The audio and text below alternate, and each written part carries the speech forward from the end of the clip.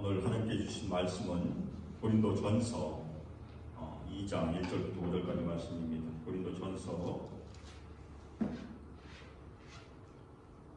신약성경 224페이지입니다. 고린도전서 2장 1절부터 5절 찾아서 교독하겠습니다. 신약성경 224페이지 고린도전서 2장 1절 하나님의 말씀입니다. 형제들아, 내가 너에게 나아가 하나님의 증거를 전할 때 말과 지혜의 아름다운 것으로 아니하였나니 그리스도와 그가 십자가에 못 박히신 것 외에는 아무것도 알지 아니하기로 작정하였습니다. 내가 너희 가운데 거할 때 약하고 두려워하고 심히 떨었노라. 내 말과 내 전도함이 설득력 있는 지혜의 말로 하지 아니하고 다만 성령의 나타나신 바 능력으로 하여 너의 믿음이 사람의 지혜에 있지 아니하고 다만 하나님의 능력에 있게 하려 하였노라. 아멘. 이 시간 그가 십자가에 못 박히신 것 외에는 이런 설교 제목으로 주님의 말씀을 증거하도록 하겠습니다. 우리 모두는 어렸을 때 아주 꿈이 많았을 것입니다. 대부분 어렸을 때 꿈이 많죠. 어리다는 것은 많은 가능성을 품고 있다는 것이 어리다는 것이니까 바울도 아마 많은 꿈을 가지고 있었을 것입니다. 바울은 유대인이었지만 아마도 아버지가 재력이 있었거나 아니면 정치적인 수완으로 길리기아 다수에서 태어났지만 태어나면서부터 로마 시민이었었죠. 그리고 헬라어를 잘 구사했기 때문에 헬라파 유대인으로 저희가 이해할 수 있습니다. 그런데 바울의 아버지는 바울이 어렸을 때 아마도 예루살렘으로 보낸 것 같아요. 바울의 교육을 위해서. 그래서 아마도 바울은 어렸을 때부터 명석했던 것으로 저희가 이해할 수 있습니다. 그래서 일찌감치 예루살렘으로 보내서 당시 석학이었던 가말리엘이라는 아주 유명한 학자가 있었어요. 이 가말리엘 문화에서 율법의 교육을 받게 하였어요. 아마도 바울은 어렸을 때 이런 꿈을 품었을 수 있습니다. 바벨론 포로에서 귀환할 때 에스라가 품었던 그런 꿈입니다. 에스라가 무엇을 결심하였었습니까? 율법을 열심히 연구하고 준행하며 율례와 규례를 이스라엘에게 가르치기를 에스라가 결심했었어요. 아마도 바울도 그렇게 결심했을 것입니다. 율법을 열심히 연구하고, 왜냐하면 바울이 바리새인이었으니까 당연히 율법을 열심히 연구하고 그것을 이스라엘 사람들에게 가르침으로 로마의 압제하에 있었던 이스라엘의 회복과 부흥을 꿈꾸고 있었을 것입니다. 그런데 바울의 인생 가운데 혁명적인 변화가 있었다고 지난주에 말씀드렸어요. 바울은 원래는 나사렛 이단이라고 불렸던 그 집단을 없애려고 했었습니다. 그래서 원래는 공문을 가지고 그 나사렛 이단, 예수를 믿는 사람들 잡으려고 다녔던 그런 청년이었었어요. 아주 뜨거운 청년이었었어요. 그런데 다메섹으로 가던 길에서 나사렛 이단의 창시자 예수 그리스도죠. 나사렛 예수를 환상 가운데 만난 것이 그 인생에 완전히 전복되는 사건이었어요. 만일 바울이 예수를 만나지 않았으면 그런 일이 없었을 것입니다. 지난주에 말씀드린 것처럼 그 인생 가운데 전복되는 일, 업사이드 다운이 일어난 것입니다. 그는 부활하신 예수님을 만났고 예수님께 사로잡힌 인생이 되어버렸습니다. 그리고 산으로 숨가는 그 순간까지 바울은 신실함으로 주께 복종했던 예수님의 신실한 종으로 지금까지 기록되어 있는 것이, 우리 모두도 어렸을 때 꿈이 많았을 것입니다. 저도 어렸을 때 꿈이 많았어요. 저는 시골에서 7남매 중에 막내로 태어나서 아주 천진난만한 그런 어린 시절 보냈었습니다. 그런데 저희가 성장하면서 꿈이 많았다가 점점 줄어들지 않습니까? 저도 그랬던 것 같아요. 인생의 많은 가능성 중에서 이제 한 가지씩을 선택을 해야 되니까. 그래서 제가 중학교 때는 과학을 좋아해서 이제 과학자가 된 것이 꿈이었기 때문에 고등학교를 지나갈 때 첫 번째 선택을 했습니다. 그 당시엔 둘 중에 하나를 선택해야 되잖아요. 문과를 갈 거냐 아니면 이과를 갈 거냐. 집에서 문과를 가기로 원했었지만 저는 이과를 선택했어요. 저희 바로 있는 형은 문과를 갔고 저는 이과를 선택했습니다. 그리고 대학 갈 때도 또 선택을 해야 되는데 당연히 집에서는 뭐 돈을 잘 벌 수 있는 곳으로 가라고 의대를 가라고 이제 집에서 권유를 했죠. 그런데 그 권유에도 불구하고 이과대 뭐 옛날에 물리대였었는데 그 당시에는 이제 자연대라고 불렸어요. 거기에 진학을 했어요. 그래서 이제 88년에 제가 처음 미국에 유학을 왔을 때는 유명한 과학자가 되겠다는 꿈을 야망을 가지고 27살의 청년으로 아주 젊었을 때 제가 미국에 처음 왔습니다. 막 군대 제대하고 제 나이 한국 나이로 27이었으니까 뭐 미국 나이로는 더 적었죠. 근데 제가 유학 중에서 제 인생에 큰 변화를 겪은 것이 예수님을 만난 것이었습니다. 예수 만나고 난 다음에 얼마 되지 않아서 건강에 큰 어려움이 있었어요. 그것이 이제 뭐 제가 예수님을 더 신실하게 섬기게 됐던 그런 중요한 계기도 했고, 또 하나 이제 중요한 그런 인생의 변화는 제가 그 당시에 하고 있었던 연구가 이상하게도 미워지는, 싫어하게 된 일을 거의 1년여를 겪게 되었습니다. 1년여를 열심히 기도했지만 큰 확신이 없어서 그냥 하나님의 은혜 가운데 학위를 마치고 한국으로 직장을 잡아서 들어갔습니다. 그런데 그 경험이 오히려 제가 예수 믿기 전에 가지고 있었던 저희가 보통 이제 출세한다고 그러죠. 그런데 모든 젊은 사람들이 다 출세하고 싶어 할 것이, 저도 그런 야망이 있었으니까 그래서 출세하려는 그런 야망을 많이 내려놓게 되는 그런 계기가 되었던 것 같아요. 그런데 직장 생활 한 7년 차 되었을 때 하나님의 은혜 가운데 하나님의 부르심을 경험을 하고 제 나이 한국 나이로 40이 됐을 때 사역자의 길을 걷게 된 거죠. 제가 여기 수강교 부임했을 때는 제 한국 나이로 한 50이 됐던 것 같아요. 50이. 그러니까 제 인생 가운데 10년 내에 한 번씩 큰 변화가 있었는데 30쯤에 예수 믿었고 40쯤에 신학교 갔고 50쯤에 여기를 왔습니다. 벌써 저도 이제 여기 온 지 10년이 가까워지고 있죠. 그래서 하나님의 은혜 가운데 예수님을 만난 이후에 제 인생도 바울과 비슷하게 전혀 다른 그런 길을 걷고 있는 거죠. 바울은 오늘 자신의 인생 가운데 자신의 삶의 중심이 어떠한가를 저에게 고백을 하고 있습니다. 바울의 고백이에요. 오늘은 사실은 고린도 후서에서는 많은 고백이 있지만 고린도전서는 많지 않습니다. 그런데 오늘 말씀은 바울의 자신의 고백 중에 하나입니다. 바울의 삶의 중심에 누가 계시는가, 그리고 자신의 사역의 중심에 누가 계시는가를 오늘 증언하는데, 우리 모두도 바울이 증언하는 중심에 계신 분을 다시 한번 확신하시고 그분을 우리 삶의 중심에 다시 모시는 삶의 조정이 일어나길 바라며 오늘 말씀을 같이 살펴보겠습니다. 바울이 오늘 말씀에서 첫 번째로 우리에게 증거하는 중요한 내용은 우리 모두는 십자가에 못 박히신 그분을 알기를 작정해야 된다는 말입니다. 바울은 1절에서 형제들아 내가 너희에게 나아가 하나님의 증거를 전할 때라고 서두를 열고 있습니다. 바울은 선교를 위해서 자신의 사역 가운데 예수 그리스도의 복음 선포를 위해서 고린도에 한번 갔었어요. 고린도에서 1년 6개월을 꽤 오래 있었습니다. 아마도 에베소를 제외하고 제일 오래 있었던 곳이 아닌가 그렇게 생각할 수 있습니다. 그런데 바울은 자신의 인생의 청년기에 예수님을 만났어요. 아주 젊었을 때. 그리고 예수님에 의하여 선택받았고 복음을 증거하기 위해서 이제 순회 선교를 다녔었죠. 1차 전도여행, 2차 전도여행, 3차 전도여행을 다녔었는데 사도로 보냄을 받아서 고린도에 들어간 것입니다. 그런데 사도행전 26장 16절에 보면 자신이 어떻게 부름을 받았는지를 아그리파 왕에게 고백하는 내용이 등장을 합니다. 그래서 사도행전 26장 16절 일어나 너의 발로 서라. 내가 내게 나타난 것은 곧 내가 나를 본 일과 장차 내가 내게 나타날 일에 너로 종과 증인을 삼으려 함이니. 아그리파 왕, 그러니까 헤롯의 가문이었어요.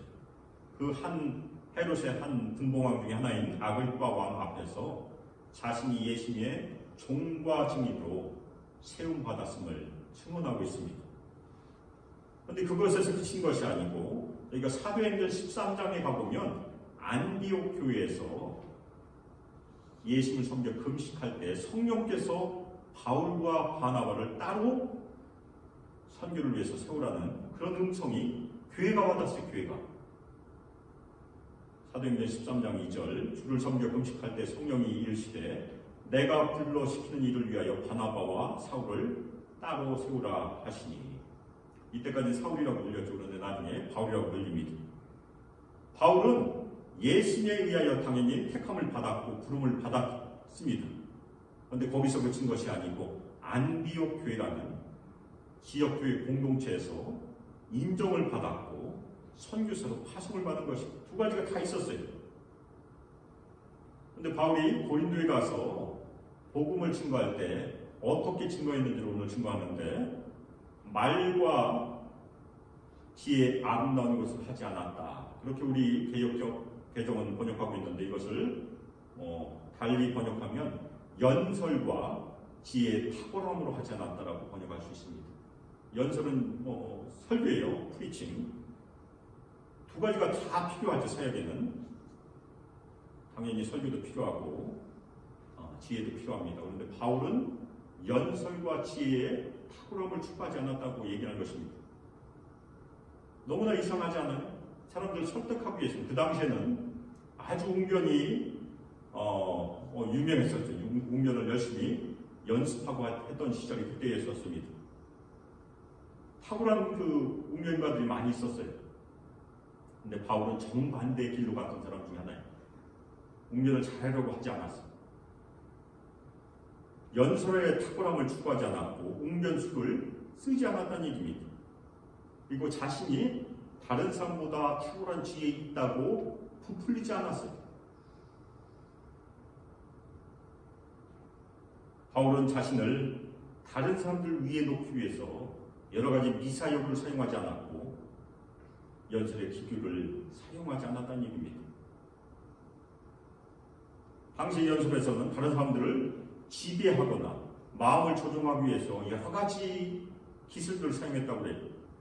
그런데 그것을 다 버리고 오히려 겸손함과 단순함으로 복음만 선포한 것입니다. 바울은 사람들을 즐겁게 하기 위해서 설교하지 않았습니다. 흥겹게 하기 위해서 설교하지 않았습니다. 오히려 복음의 메시지만 붙들고 전달했던 사람이었습니다. 아마도 바울은 자신도 열심히 연설을 잘해서 다른 사람들의 추앙을 받을 수 있었을지도 몰라요. 다른 사람들보다 더 탁월하다는 것을 보여줄 수 있었을 것이에요. 그런데 그것을 전혀 하지 않았다는 얘기입니다. 왜 그랬을까요? 바울은 인간의 지혜를 드러내는 순간 사람들이 복음의 메시지를 듣지 않고 누구를 보게 됩니까? 설교하는 사람을 보게 됩니다. 그렇게 되면 복음의 내용과 정반대로 가게 되기 때문에 그것을 전혀 따르지 않았던 것입니다. 저희가 고린도 후서를 이미 살펴보았으니까 기억하시라 믿습니다. 고린도 후서에 보면 그 당시 고린도 교회에 설교를 아주 잘하는 사람들이 많이 있었어요. 저희가 속칭 설교꾼이라고 부릅니다. 아주 잘 훈련된 사람들. 그 사람들은 추천서도 가지고 다녔던 사람이에요. 근데 바울은 아무것도 없었다는 얘기입니다. 설교도 잘 못했고 추천서도 없었고. 그것이 바울이 그 당시에 처했던 그런 정황이었었어요. 그런데 바울은 다른 사람을 따라가지 않았다는 얘기입니다. 복음은 항상 사람을 넘어가는 것이 복음의 전파입니다. 우리가 믿는 복음은 하나님과 예수를 가리키는 것이지 사람을 드러내는 것이 아니라는 것이 중요합니다. 지금도 많은 유명한 설교자들이 있죠. 그렇지만 만일 전파하는 사람이 드러나게 되면 잘못하면 복음이 왜곡된다는 것이 바울이 우리에게 보여준 중요한 교훈이에요. 그래서 바울이 우리에게 보여주는 중요한 부르심은 복음의 메시지의 증인, 그 증인이 되라는 것이지 자신을 드러내는 것이 아니라는 것입니다. 그래서 바울은 그래서 그 당시에 유행했던 웅변의 기술을 사용하지 않았고 단순하고 평이한 어조로 설교했던 것으로 저희가 이해할 수 있습니다. 그리고 2절에서 오늘 중심 구절이죠. 내가 너희 중에서 예수 그리스도와 그가 십자가에 못 박히신 것 외에는 아무것도 알지 아니하기로 작정하였습니다. 그렇게 선언하고 있습니다. 우리말 번역에는 그가 십자가에 못 박히신 것이라고 이렇게 번역을 하고 있는데 오히려 십자가에 못 박히신 그분이라고 번역한 것이 더 바람직합니다. 대부분 영어 번역은 Him crucified라고 아주 짧게 번역하고 있어요. 십자가에 못 박히신 분. 그래서 저희가 다시 번역하면 바울은 예수 그리스도 곧 십자가에 못 박히신 그분만을 알기로 작정했다는 것입니다. 바울이 다른 것은 알지 아니하기로 작정했다고 하니까 우리가 혹시 지성을 거부하는가 이렇게 생각하시는데 그렇지 않아요. 바울이 우리에게 지금 얘기해 주는 것은 바울이 복음을 전파할 때 사용했던 수단을 알려주는 것입니다. 예수 그리스도만을 전파했다는 얘기. 다른 것을 전파하지 않고 자신을 드러내지 않고 자신을 높이려고 하지 않고 오직 십자가에 못 박히신 예수 그리스도만을 증거했다고 지금 얘기하고 있는 것입니다. 바울은 고린도에 와서 자신이 엄청난 지식이 있는 것처럼 부풀리지 않았어요. 존경을 이끌어내려고 설교를 하지 않았고 오로지 십자가에 달리신 예수 그리스도만을 선포하기로 작정한 사람이었었고 자기가 아무것도 모르는 사람처럼 자신을 낮췄어요. 그래서 지난주 말씀에 보면 저희가 아무것도 아닌 자, 노바디로 자신을 인정하기를 기뻐했던 사람이 바울이었던 것입니다. 오늘 말씀에서 두 번째로 바울이 우리에게 증거하는 중요한 내용은 우리는 약함과 두려움과 떨림으로 예수님을 증거해야 된다는 얘기입니다. 아마도 우리 중에 약함과 두려움과 떨림이라는 말을 들으면 좋아할 사람 아무도 없을 것입니다. 다 우리는 정반대를 좋아하죠. 강하고 용기 있고 절대 흔들리지 않고. 그런데 왜 바울은 정반대 약함과 두려움과 떨림이라고 얘기했을까? 많은 학자들의 견해가 있어요. 과연 이것이 무엇을 의미하는가?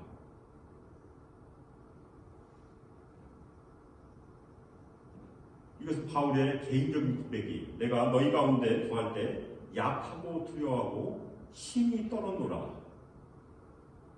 아니 사도가 어떻게 약하고 두려워하고 힘이 떨었다고 고백할 수 있을까? 여기서 약함은 육신적인 약함일 수 있어요. 바울은 병이 있었습니다. 그래서 고린도 후서 저희가 잘 아는 고린도 후서 12장에 가면 육체에 가시가 있었다고 얘기하고 있습니다. 역시 육신적인 약함으로 저희가 이해할 수 있어요.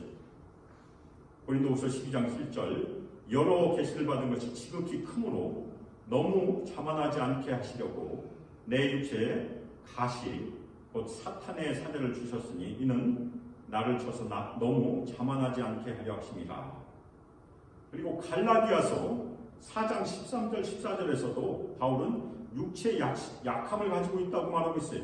그런데 15절에 보면 그것이 아마도 눈에 어떤 형태의 질병이 아닐까 그렇게 추측할 수 있는 그런 내용이 있습니다. 그리고 갈라디아서 6장 17절에 보면 예수님께서 십자가에 죽으셨던 것처럼 예수님을 따르면서 당했던 그 육체의 흔적이 육체의 고난의 흔적이 바울에게 있었던 것이 아닌가 추측해 볼 수 있어요. 그것이 과연 무엇일까 저는 잘 모르지만 바울이 6장 17절에 보면 자신의 몸에 예수의 흔적을 지니고 있다고 얘기하고 있습니다. 예수의 흔적이 무엇입니까? 못자국이거든요. 창자국. 바울도 박해 가운데 그런 상처를 가지고 있었던 사람인 것으로 저희가 이해할 수 있어요. 창에 찔렸던지 아니면 채찍에 맞아서 그 흉터를 가지고 있던지 그런 흉터가 있었던 것으로 저희가 이해할 수 있습니다. 그것이 바울이 가지고 있는 육신적인 약함입니다. 그리고 일반적인 약함도 가지고 있었을 것이에요. 그 약함은 바울이 과연 사도로서 합당한 능력이 있는가 의심을 불러일으킬 수 있는 그런 약함이었었어요. 바울은 잘생긴 외모를 가지고 있지 않았어요. 바울은 전해진 바에 의하면 잘생기지 않았다고 전해지고 있어요. 그리고 다른 사람에게 거부감을 주는 질병을 가지고 있었어요, 진짜. 그리고 열심히 손으로 노동을 했었고, 가난했었고, 또 박해를 당했었고, 말도 잘 못하는, 그리고 설교를 잘하려고 하지도 않고, 뭐 그런 이상한 사람이었었죠. 그것이 바울이 가지고 있는 또 약함일 수 있어요. 그런데 오늘 말씀에서 약함과 두려움과 떨림을 다 바울이 가지고 있는 태도로 이해할 수 있어요.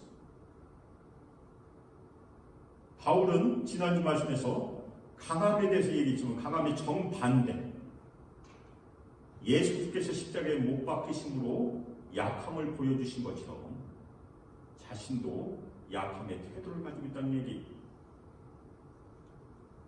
강해질 수 있는 그런 자격이 있었지만 그 강함을 포기한 태도, 그것이 약함입니다. 예수께서 십자가의 길을 따르는 태도가 바로 약함이라는 그런 태도예요. 그래서 우리가 따르게 되는 이 십자가의 본질은 무엇입니까? 우아함도 아니고 화려함도 아니고 강함도 아니라는 얘기. 오히려 십자가의 도는 약함을 통해서만 전파할 수 있다는 것이 바울이 오늘 증거하는 중요한 내용이에요. 그것이 고린도후서 12장의 가장 중요한 결론이지 않습니까? 우리 오늘 찬양 가운데서도 약할 때 강함 주시네. 바로 그것이 고린도후서 12장 9절에서 나오는 중요한 가사예요. 두렵고 떨림도 어떤 사람들은 이것이 진짜 바울이 처음에 도착했을 때 워낙 이 고린도 교회 사람들이 너무나 학식이 풍성하고 설교도 연설도 잘하고 그러니까 주눅이 들어서 두렵고 떨린 것이 아닌가 그렇게 해석하는 사람도 있어요. 아마도 저희 중에 성경 공부하다 그렇게 성경 공부를 하신 분들도 있을 것입니다. 저도 오래전에 고린도전서 공부해서 그렇게 배웠던 기억이 나요. 그런데 오늘 말씀에서는 오히려 바울의 태도로 이해하는 것이 더 바람직합니다. 약함과 두렵과 떨림은 다 바울의 태도예요. 그런데 이 태도는 에베소서 6장 5절에 의하면 종이 가지고 있는 태도예요. 에베소서 6장 5절 종들아 두려워하고 떨며 성실한 마음으로 육체의 성전에게 순종하기를 그리스도께 하듯 하라. 종들이 가져야 될 태도가 무엇입니까? 두렵고 떨림이라는 태도예요. 그리고 빌립보서 2장 12절에서 보면 우리 그리스도인들이 주님이신 예수님께 가져야 될 복종의 태도를 두렵고 떨림이라고 얘기하고 있습니다. 빌립보서 2장 12절 그러므로 나의 사랑하는 자들아 너희가 나 있을 때뿐 아니라 더욱 지금 나 없을 때에도 항상 복종하여 두렵고 떨림으로 너희 구원을 이루라. 바울이 우리 성도들에게 하는 그런 권면이에요. 두렵고 떨림으로 예수님께 복종함으로 너희 구원을 이루라. 두렵고 떨림은 복종하는 태도라는 얘기입니다. 그런데 이것이 예수님에게만 쓰이지 않았고 고린도후서 7장 15절에 보면 고린도 성도들이 바울 대신에 고린도 교회를 방문했던 디도에게 두렵고 떨림의 태도를 보였다고 얘기합니다. 그래서 그걸 감사하고 있어요. 그래서 고린도후서 7장 19절에 보면 모든 사람들이 디도에게 두려움과 떨림으로 영접하고 순종했다고 바울이 감사하고 있어요. 그러니까 이 두렵고 떨림은 바울이 경험했던 두렵고 떨림이 아니고 바울이 예수님께 가졌던 태도를 이해할 수 있어요.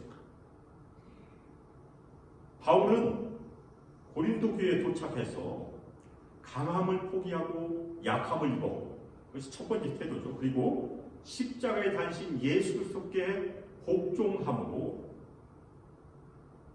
약함의 태도로 그분을 선포할 때 두렵고 떨림으로 선포했다는 그런 말씀입니다. 종은 자신을 드러낼 수 없습니다. 종이 자신을 드러내게 되면 어떤 일이 발생하게 됩니까? 옛날 같은 매 맞죠, 진짜. 그렇죠. 종이 주인 대신에 주인 행세하는 당연히 매 맞게 돼 있습니다. 주인 대신에 자신을 드러내게 되면 종은 주인에게 누가 되는 것이고 불순종하는 것이기 때문에 바울이 지금 보여준 태도는 자신이 복음의 선포자이지만 자신의 주인 되신 예수님께 철저히 복종함으로 두렵고 떨림이라는 태도, 몸과 마음을 다 주님께 드리는 그런 태도를 보였다는 얘기로 저희가 이해할 수 있어요. 바울은 계속해서 자신이 어떠한 태도로 복음을 전도했는지, 복음을 선포했는지를 계속해서 얘기하는데 설득력 있는 지혜의 말로 하지 않았다고 얘기합니다. 앞에서 저희가 들었던 말을 계속해서 반복하고 있는 내용입니다. 사람을 설득하는 설명의 능력을 사용하지 않았어. 인간의 기교나 기술을 사용하지 않았고 목소리를 조절하고 듣는 사람들의 귀를 매료시키고 마음을 흔드는 그런 기술을 사용하지 않았다는 얘기. 미국의 유명한 신학자이면서 목사인 분인 조나단 에드워즈 목사님에 대한 얘기를 혹시 들어보셨습니까? 그분이 당시에 설교했을 때 많은 사람들이 회개하고 주님께 들어왔어요. 그래서 대각성 운동이 미국에서 일어났죠. 그런데 그분은 뛰어난 설교자가 아니에요. 워낙 지독한 글씨였기 때문에 설교를 눈앞에 대고 안 보이니까 눈앞에 바로 대고 읽었대요. 그것도 아무 어조 없이 모노톤으로 읽었대요. 모노톤. 그렇게 읽었는데 그 아무 감정 없는 그런 설교를 듣고서 많은 사람들이 회개하고 주님께 나온 것입니다. 그것이 바로 성령의 역사입니다. 무디 목사님 얘기 많이 저희가 알고 있잖아요. 무디 목사님 미국 사람이지만 영어로 설교하면서 한 번 설교할 때마다 30번 정도의 영어 문법이 틀렸대요. 성경교육을 잘 받지 못했으니까. 근데 그 얘기 듣고서 많은 사람들이 회개하고 주님께 들어왔어요. 아마도 빌리그람 목사님 이전에 가장 많이 주님을 사람을 주님께 인도했던 사람이 아닐까 저희가 생각할 수 있는 사람이 다 성령의 역사예요. 바울도 똑같았습니다. 그런 기술을 사용하지 않았다는 얘기. 고린도 후서 10장 10절에 가보면 고린도 성도들이 바울을 평가한 내용이 나와요. 고린도 후서 10장 10절 그들의 말이 그의 편지들은 무게가 있고 힘이 있으나 그가 몸으로 대할 때는 약하고 그 말로 시원하지 않다 하니. 바울은 글은 잘 썼다고 평가했지만 몸이 먼저 약했고 그리고 말도 잘못한다. 설교를 잘못했다고 평가를 했어요. 고린도교회 성도들 평가에. 바울은 뛰어난 설교가 아니었지만 바울의 사역 가운데 성령의 나타나심과 능력이 있었다고 증거를 하고 있습니다. 세 번째 우리가 오늘 말씀에서 마음에 새게 될 내용은 우리의 삶에서도 성령의 나타나심과 능력에 따라 변화가 있어야 된다는 것이 굉장히 중요합니다. 바울이 4절 하반절에 보면 자신의 사역 가운데 성령의 나타나심과 능력이 있었다고 증언하는데 이것을 기적이 있었나 아니면 병고침의 역사가 있었나 그렇게 생각할 필요는 없어요. 성령의 역사 중에 가장 큰 역사는 무엇입니까? 사람들이 회개하고 예수 믿는 것입니다. 그것이 가장 중요한 기적입니다. 아무리 병이 나도 아무리 눈먼 사람이 눈을 떠도 예수를 믿지 못하면 도루묵이죠.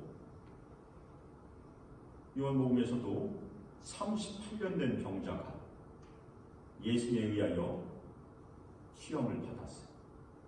그런데 그는 뒤에 계속 읽어보시면 결국 예수를 고발하는 역할을 하고 맙니다.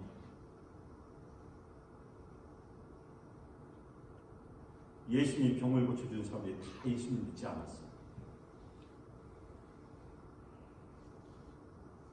그런데 누가 구원받습니까?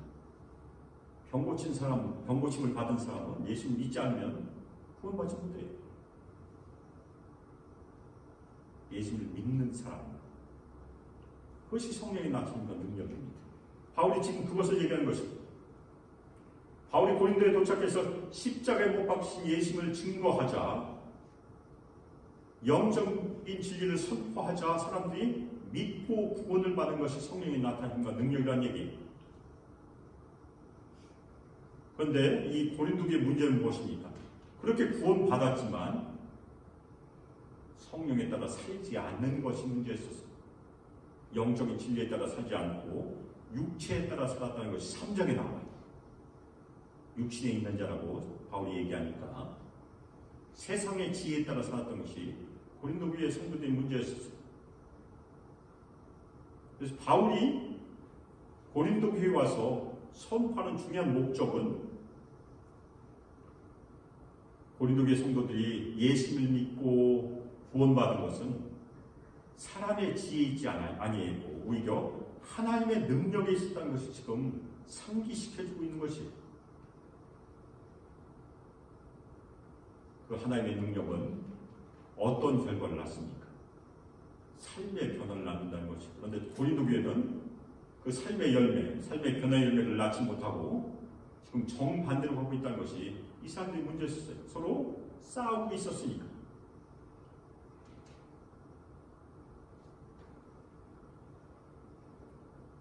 우리 모든 성도들도, 여기 앉아있는 우리 모든 성도들도 예수님 만나고 믿으셨으리라 믿습니다.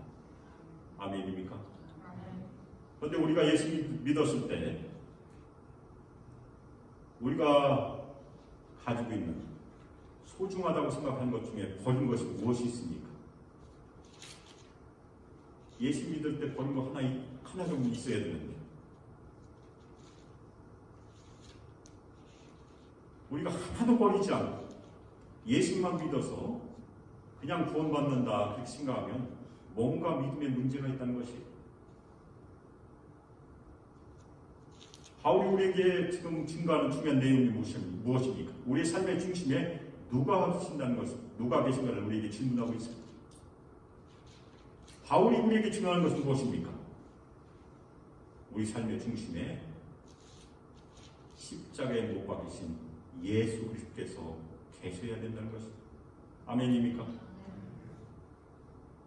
만일 우리 삶의 중심에 아직도 우리 자아가 주인이고 우리 자아가 왕노를 타고 있다면 뭔가 문제가 있다는 것이에요. 고린도교의 성도들의 문제가 거기 있었어요. 그래서 우리가 아직도 주인이다. 우리가 아직도 우리 인생을 지금 지배하고 있다고 생각이 된다면 우리는 회개하고 그 왕노릇한 것을 내려놓아야 된다는 것이 바울의 권고예요. 그리고 바울은 우리에게 십자가에 못 박히신 그분 예수를 왕으로 초청하기를 권고하고 있는 것이에요. 우리는 우리의 삶의 주권을 누구에게 드려야 합니까? 십자가에서 피 흘리시고 우리를 구원하신 그분께 드려야 합니다. 아멘입니까? 그분을 우리는 주님이라고 부르고 있어요. 우리의 주인이에요. 그러면 우리는 예수의 종이에요. 종. 그래서 오늘 종의 태도가 무엇이었습니까? 약하고 두렵고 떨림으로 세 가지를 우리가 가져야 된다는 얘기예요. 그래서 우리 성악의 모든 성도들 우리의 주인 대신 십자가에 못 박히신 예수님께 순종함으로 약하고 두렵고 떨림으로 예수 만날 때까지 구원을 이루어 가시기를 주 예수 그리스도의 이름으로 축복하며 기도합니다. 이 시간 합심해서 기도할 때 이제는 주 예수 그리스도의 은혜와 하나님의 사랑과 성령 하나님의 교통하심과 우리 우리의 권능 부어주시고 충만히 임재하시니 우리를 쳐서 복종, 늘 약하고 두렵고 떨림으로 십자가에 못 박히신 예수 그리스도만을 알기로 작정함으로 복종함으로 주님께 나가는 수막힌 모든 성도들 위해, 우리 청년들과 유소 아이들 위해 영원히 함께하기를 주 예수 그리스도의 이름으로 축복하며 기도합니다. 아멘.